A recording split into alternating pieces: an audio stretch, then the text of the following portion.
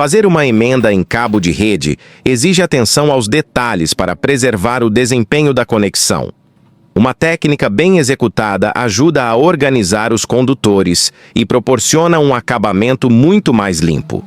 O método chama a atenção pela praticidade e mostra como pequenos cuidados durante a montagem podem fazer toda a diferença para quem trabalha com instalações de rede.